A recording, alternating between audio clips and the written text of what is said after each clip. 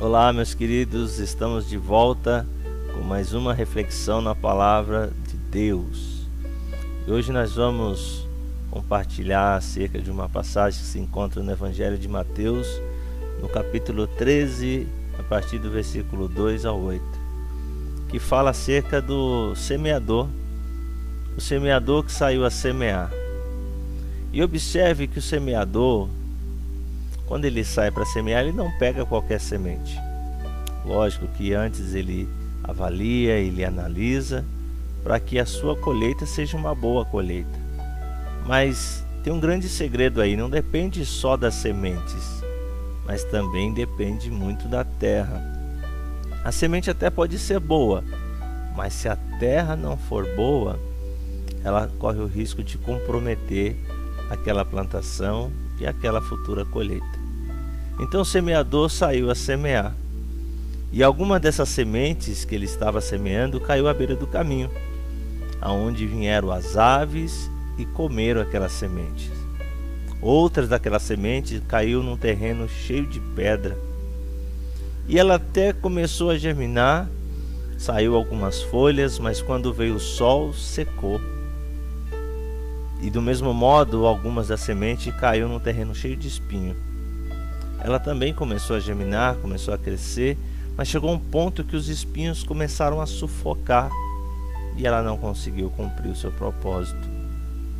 Mas de todas essas etapas, observa que o semeador ele não parou, ele não descansou, mesmo que algumas das sementes caiu em terrenos que não eram apropriados. Então ele continuou, até que ele achou a terra boa. E quando ele achou essa terra boa, ela conseguiu produzir 100, 60 e 30 por cada semente que aquele semeador saiu para semear. E o interessante é que quando Jesus ele conta essa parábola, mais um pouco à frente, ele começa a conversar com seus discípulos. Então surge algumas dúvidas, algumas questões, e Jesus começa a explicar para eles, dizendo que o semeador é aquele que ministra a palavra, e a semente é a palavra de Deus. E aquela terra é como está o coração, é o coração do ser humano. E aqui nós vemos 4 estágios, 4 pontos muito importantes para a gente refletir. Então observe aqui comigo. O primeiro estágio é a distração. Sabe quando o coração do ser humano está preocupado com coisas, está preocupado com situações, com projetos, com muitas circunstâncias que rodeiam? Então ele anda distraído. O coração do ser humano anda distraído. Não sei se você já passou por uma situação que você estava atrasado e vai sair de casa, e aí vai sair correndo e de repente você esquece alguma coisa. Cadê a chave? E aí sai procurando, cadê a chave? Procura no armário, procura nas gavetas, procura pendurada na porta e não acha. E quando você se acalma, você presta atenção que a chave estava no seu bolso. Ou até mesmo o óculos, e às vezes o óculos está lá na sua cara, e você procurando, cadê o óculos? E o óculos está ali, no seu rosto. E tantos outros exemplos que poderia usar, porque a ansiedade, ela nos deixa assim, despercebidos, nos deixa distraídos. E quando a palavra ela é ministrada e o nosso coração está distraído com qualquer coisa, né? Preocupação, com projetos, com sonhos, com um monte de coisas, quando o nosso coração ele se distrai com isso, aí diz o Senhor que aquelas aves representam o inimigo, que vem e rouba aquela semente que foi ministrada ao coração do ser humano. Então ela não cumpriu o seu propósito. Na verdade, ela nem germinou, ela não entrou no coração. Quando ela foi semeada, o maligno veio e roubou aquela semente. Mas lembra que eu disse? O semeador não desiste, ele continua semeando. E aí a gente vê aquela terra cheia de pedra. Quando a semente cai naquela terra cheia de pedra, o que acontece? Ela começa a germinar, mas porque a terra não é profunda, então a semente não consegue as suas raízes não conseguem se aprofundar, porque a terra é pouca. Então imagina comigo aqui as raízes tentando se aprofundar, mas se encontra com as pedras. Ela até começa a sair aquelas folhas, começa a sair, né, os caules, mas o que acontece? Veio o sol e secou. E o que representa essa terra cheia de pedra? A palavra do Senhor diz que são as provações. Quando as provações chegam, né, as perseguições por causa da palavra do Senhor, então o coração do ser humano, ele perde o foco da palavra de Deus que foi ministrada ao seu coração, porque as provações e as perseguições acabam sendo maiores do que a palavra que foi ministrada. Então ela acaba secando. Aquela fé que foi gerada, né? Ela começou a ser gerada por causa da ministração, não foi suficiente para permanecer firme quando veio a provação. Então a fé ainda era superficial. A pessoa até se alegra, ela é sincera, ela recebe, ela se alegra e fala: meu Deus, agora vai, mas as provações ainda continuam massacrando a ponto da pessoa perder o foco daquilo que Deus disse e se preocupar mais com as perseguições, com as afrontas, com aquilo que não está dando certo. Mas o semeador não desiste. Guarda isso no teu coração. Ele nunca desiste até chegar no propósito, até alcançar o propósito. Então ele continuou semeando e aí deu naquela terra cheia de espinho. E o que representa o espinho? O espinho, sabe quando nós temos sonhos altivos no nosso coração e aí de repente vem as propostas? Então imagina Deus colocando o sonho dele no teu coração através da ministração da palavra. E aí você começa a sonhar com as coisas de Deus, mas você também tem uns sonhos naturais. Você tem alguns projetos que você quer alcançar. E aí o que acontece? Vem algumas propostas.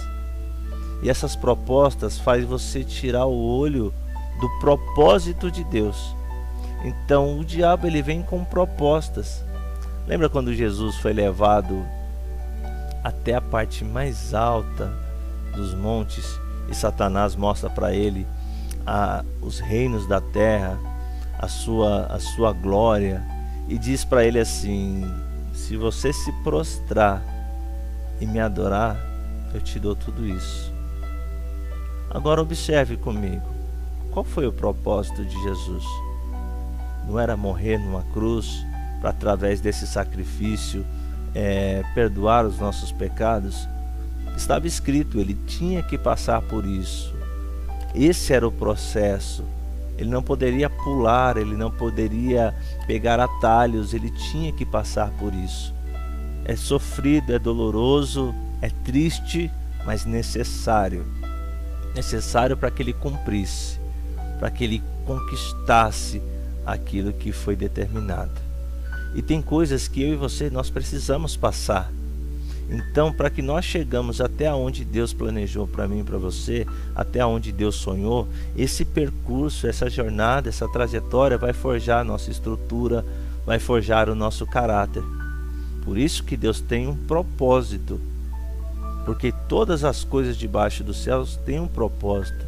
Todas as coisas vão cooperar para o bem daqueles que amam a Deus. Então observe, se cada luta que passamos, cada adversidade, cada situação que passamos, tudo isso vai forjar o nosso caráter em Deus. E o que o diabo quis fazer com Jesus? Quis dar um atalho para ele: se você se prostrar e me adorar, então eu te darei tudo isso. E às vezes ele faz isso com a gente. Ele coloca propostas para tirar o foco do propósito. E se nós não nos atentarmos, nós conseguimos sim abrir mão. É onde os espinhos começam a sufocar. Sabe, o sonho da facilidade, do estralar do dedo, de repente já aconteceu, que é o que a gente procura hoje, né? A facilidade da vida. E por causa dessas facilidades acabamos abrindo mão daquilo que é eterno por aquilo que é momentâneo. Aquilo que a gente até se alegra no momento, né? Vamos dizer, você está desempregado, só um exemplo, E aí começa a orar: Deus, me abre a porta, e Deus abre a porta. O que é uma porta aberta para aqueles que têm sempre diante de si uma porta fechada? Aí a pessoa vai, se alegra com aquele emprego e começa a trabalhar e agradece a Deus pela oportunidade de poder colocar um alimento sobre a sua mesa.